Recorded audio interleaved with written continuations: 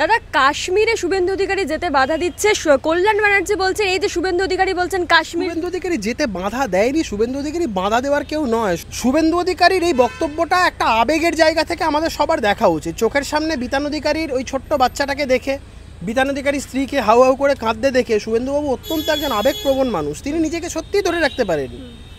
আর বলছে যে মুসলিম ধর্মের সাথে কেন, আমরা তো নিজেরা দেখছি যে ভারতবর্ষের মুসলমানরা অন্য বিভিন্ন দেশের মুসলমানদের সাথে সন্ত্রাসবাদী তকমাটা কেন জুড়ছে, কেন শুধুমাত্র মুসলমানরা হিন্দুদের দেখে বলছে জামা কাপড় খুলে দেখাও, হিন্দু না এই মুসলমান না মেরে দাও, কলমা পড়তে পারো না তুমি মুসলমান না তোমাকে মেরে দাও। আমরা তো চাই না যে মুসলমানরা হাতে বন্দুক ধরুক, পাথর ধরুক, আমরা তো চাই তারা হাতে কাগজ কলম ধরুক, তারা ভালোভাবে বাঁচুক, কিন্তু তারা তো সেটা করছে না। তো সেই জায়গা থেকে দাঁড়িয়ে শুভেন্দুবাবুর বক্তব্য সম্পূর্ণ একটা, আপনারা যেভাবে দেখছেন সেভাবে না দেখে একটা আবেগের বহিঃপ্রকাশ হিসেবে দেখা। ব্যানার্জি বলছে যে এই কথা তো পাকিস্তানিরা বলে, তাহলে উনি কি পাকিস্তানি? কল্যাণ ব্যানার্জির এমনি, কল্যাণ ব্যানার্জি কি বলল না বললে পাগলের প্রলাপ বকেছে। যবে থেকে তো দলের একজন মহিলা সাংসদ 68 বছরের কল্যাণ ব্যানার্জিকে ছেড়ে দিয়ে 65 বছরের পিনাকি মিশ্রকে বিয়ে করেছে, তবে থেকে মাথার তারটা কেটে গেছে। তিনি শুভেন্দু অধিকারীকে শান্তির ছেলে বলছেন তার দ্বারা কিছু হবে না। এটা এটা এটা ওদের আপব্রিঙ্গিং। মমতা বন্দ্যোপাধ্যায় বক্তৃতা চলাকালীন যেখানে গালাগাল দিয়ে দেয়, বক্তৃতা চলাকালীন যেখানে গালাগাল দিয়ে দেয় এবং সেটা সর্বজন বিদিত, তো সেইখানে কল্যাণ ব্যানার্জি শান্তির ছেলে বলে আলটিমেটলি কি মিন করতে চেয়েছেন, এটা এটা কল্যাণ ব্যানার্জির আপব্রিঙ্গিং এর প্রশ্ন। তিনি বলছেন কল্যাণ ব্যানার্জি কেমন, এটা ওদের দলের সৌগত রায় এখন অসুস্থ আছে, তাও আস্তে আস্তে করে গিয়ে জিজ্ঞাসা করুন, হয়তো যদি বলতে পারার বলবে। সৌগত রায় বলতে পারবে, সন্ধ্যাবেলার পর মদন মিত্রকে গেলে খুব ভালো রসিয়ে বসিয়ে বলতে পারবে। আর দলের যিনি মহিলা সাংসদ আছে তাকে সবার আগে জিজ্ঞাসা করো যে কল্যাণ ব্যানার্জি কেমন। তিনি বলছেন বিজেপির লোক রাস্তায় দেখলে এবার থেকে শান্তি কুঞ্জে শান্তির ছেলে চোর চোর বলে স্লোগান দিতে। এগুলো যা করছেন খুব বাজে প্রেসিডেন্ট সেট করছেন। 2026-এর পর যখন দলটা থাকবে না, যখন সরকারে থাকবেন না, তখন এর পাল্টাটা যখন হবে তখন সামলাতে পারবেন তো কল্যাণ ব্যানার্জির মতন লোকেরা?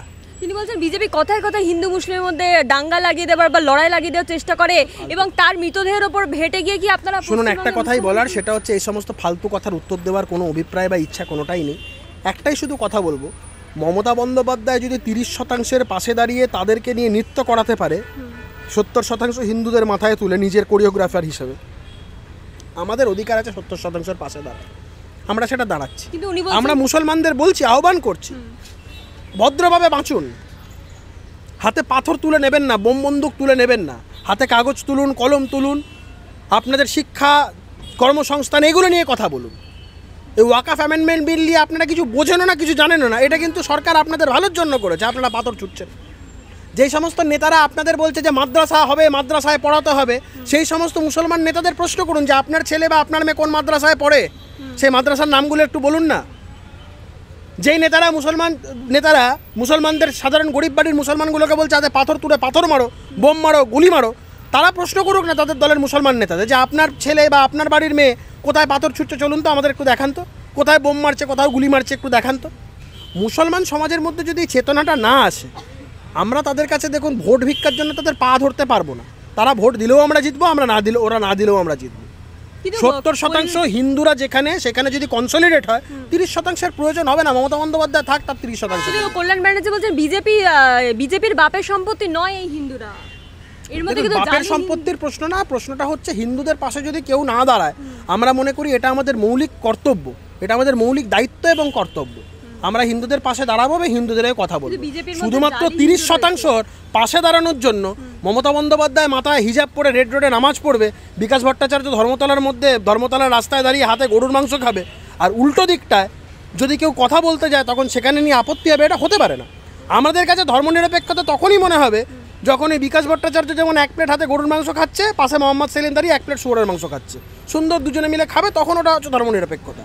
বা মমতা বন্দ্যোপাধ্যায় যেভাবে ঈদের নামাজে ওইভাবে করছেন, ফিরাদ হাকিমকে বা অন্যান্য ওই দাঁড়িওয়ালা সিদ্দিকুল্লার মতন লোকজনদেরকে সুন্দর এসে দেখবে দুর্গাপুজোর অঞ্জলি দেবে, দেবে, হ্যাঁ, তো এই জিনিসগুলো যখন করবেন তখন খুব ভালো লাগবে। সিদ্দিকুল্লার মতন লোককে একটা জায়গাতে আনুন না, যে দুর্গাপুজো নমস্কার করছে, অঞ্জলি দিচ্ছে, করাক না। আপনারা তো জালি হিন্দু, কল্যাণ বন্দ্যোপাধ্যায় বলছেন। কল্যাণ ব্যানার্জির থেকে যদি সার্টিফিকেট নিতে হয়, কল্যাণ ব্যানার্জির কাছে হিন্দুত্ব মানে হচ্ছে কান্না, এর বাইরে কিছু না। কল্যাণ ব্যানার্জির কাছে হিন্দু মানে পুজোর সময় একটা দিন নাটকবাজি করার জন্য করছে। আর সমস্ত জায়গাতে মুসলমানদের নিয়ে বিভিন্ন জায়গাতে ওর যেখানে মুসলমান ভোটাররা আছে সেখানে হিন্দুদের বাপ্পাবান্দা করছে। হিন্দুরা এদের অকাত বুঝিয়ে দেবে, 26-এর ভোটটা আসতে দিন, এদের তল্পা গুটে পশ্চিমবঙ্গ ছেড়ে পালাতে হবে। কিন্তু এই যে উড়িষ্যা বা বিভিন্ন বিজেপি শাসিত রাজ্যে গেলে বাংলা ভাষা বললে একদম ফালতু কথা। তোমাকে কি করছে, আমাকে কি করছে? কেউ কিছু করছে না। পশ্চিমবঙ্গের বহু হাজার হাজার লাখো লাখো বাঙালি সারা ভারতবর্ষ জুড়ে আছে, কোথাও কেউ এফেক্টেড হচ্ছে না। ইল্লিগালি আজকে দিল্লিতে, বোম্বেতে, ব্যাঙ্গালোরে কত বাঙালি, কেউ তো এফেক্টেড হচ্ছে না, কাউকে কিচ্ছু ধরছে না। যাদের বাংলাদেশ লিঙ্ক আছে, যারা ইল্লিগাল ইমিগ্রেন্ট, তাদের ধরলে এদের এত কষ্ট হচ্ছে কেন? সমস্যাটা হচ্ছে এরা ভোট ব্যাংক, এদের ধরলে এদের নাম সাফ হয়ে গেলে তৃণমূল পশ্চিমবঙ্গ থেকে সাফ হয়ে যাবে, তাই এত কষ্ট। কিন্তু এই বাঙালিদের উপর অত্যাচার তৃণমূল কংগ্রেস মেনে নেবে না বলছে। বাঙালিদের উপর অত্যাচার বলবেন না, এই বাংলাদেশি অনুপ্রবেশকারীদের উপর অত্যাচার তৃণমূল কংগ্রেস মেনে নেবে না নিশ্চয়ই। এরা তো ভোট ব্যাংক। মমতা বন্দ্যোপাধ্যায়ের মাথা খারাপ হয়ে গেছে ভোটার লিস্ট যখন থেকে শুদ্ধিকরণের কাজ শুরু করেছে ইলেকশন কমিশন। এটা হবে, মমতা বন্দ্যোপাধ্যায় আটকাতে পারবেন না। এবং পশ্চিমবঙ্গে এই শুদ্ধিকরণ হবে ভোটার লিস্টের, এবং তারপরেই ভোট হবে। মমতা বন্দ্যোপাধ্যায় মূর্খেশ্বরকে বাস করছেন, ওইসব করে কিচ্ছু হবে না। সুপ্রিম কোর্টে তো গেছিলে, সুপ্রিম কোর্ট তো কী বলে? সুপ্রিম কোর্ট হস্তক্ষেপও করেন ইলেকশন কমিশনের এই কার্যকারী এই প্রসেসের মধ্যে, পলিসি ডিসিশনের মধ্যে সুপ্রিম কোর্ট জীবনে ইন্টারভিউ করবে না। তিনি বলছেন বিজেপির স্বপ্ন নাকি এই হিন্দু মুসলিমের মধ্যে বাংলার দাঙ্গা লাগিয়ে দেওয়া। বিজেপির এটা স্বপ্ন। বিজেপির স্বপ্ন আইনের শাসন প্রতিষ্ঠা করা। বিজেপির স্বপ্ন সংখ্যালঘু বলে কেউ এক্সট্রা প্রেরোগেটিভ পাবে, মাইলেজ পাবে, আর সংখ্যাগুরু হিন্দুরা এখানে তাদেরকে মাইনরিটিদের মতন বাঁচতে হবে, এটা বিজেপি হতে দিতে চায় না। ওপার বাংলাতেও চোখের সামনে আমার মা বোনকে ধর্ষণ করবে, তার ভিডিও করে ছাড়বে, সেটাও আমরা কষ্টের সাথে চোখের জল ফেলতে ফেলতে দেখব। আর এখানে আমরা যেখানে 70% যেখানে আমরা হিন্দু, আমাদেরকেও এখানে দিনের পর দিন মারবে, কাটবে, বাড়ির মা বোনদের ইজ্জত নিয়ে টানাটানি করবে, এটা আমরা হতে দেবো না।